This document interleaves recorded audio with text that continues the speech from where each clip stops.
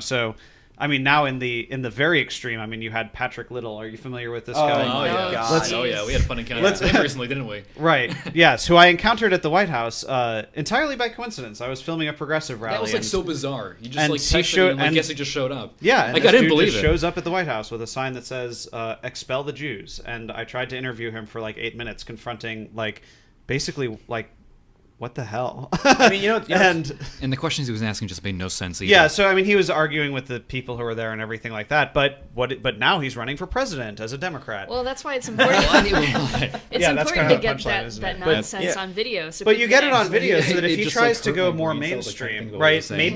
Maybe So there you have it.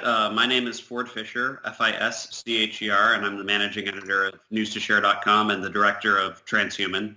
My name is Alejandro Alvarez. I'm also a producer at news2share.com, and I'm helping Ford out with this documentary. Technology exists very simply to put in an RFID chip a key that somebody could pay using a cryptocurrency. Yeah, exactly. Using I their mean, hand. in a way, similar technology is already being used for stuff like Apple Pay, or the equivalent technology on Samsung phones. So it's only one step further for adapting some kind of cryptocurrency usage for RFID chips. The current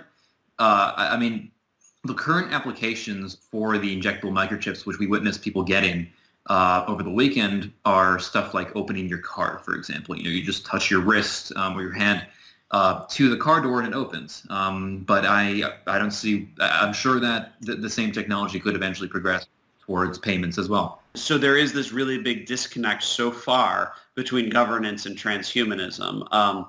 It tends to be that the philosophy of the transhumanist is a lot like the philosophy of the libertarian, which is I own my body and I can do what I want with it. And that is the justification for any of this, which is nobody has the right to tell me that I can't. Right, and did you mention the cyber bill of rights? And so that was a big aspect of it too. Going with that, yeah, we had done an interview with a guy who works at the ACLU, and NDFF. Yeah. So that sort of merges. He's actually working on a cyborg bill of rights, and so it tends to be that at least because this is not something that's societally or government accepted at this point, that the realm of government and transhumanism is so separated, and transhumanists tend to be very libertarian, at least from a personal perspective. Right. But there are many different wings. I mean, there is the sort of libertarian wing of the transhumanists. There's an anarchist wing. There is also sort of a far left wing, and the intra-transhumanist political sphere is fairly diverse. So if I'm putting in a chip, they would want to know that somebody can't just hack into that chip. That would be considered kind of a violation of your rights in the same way that it would be if somebody assaulted you, hacked into your body in a literal physical sort of sense.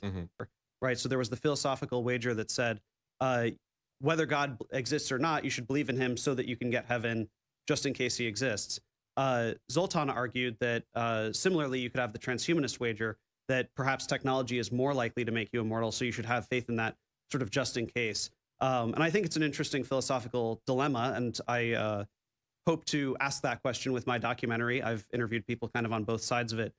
Some people who would argue that that's in some way sacrilegious, anti-human, and some people who believe that it's the opposite, that it's your obligation as a human to move forward with all of the imagination and creativity that we Well, were kind of we endowed look with. at technology. The fact that somebody is viable to at some point be restored would make them be sort of still alive.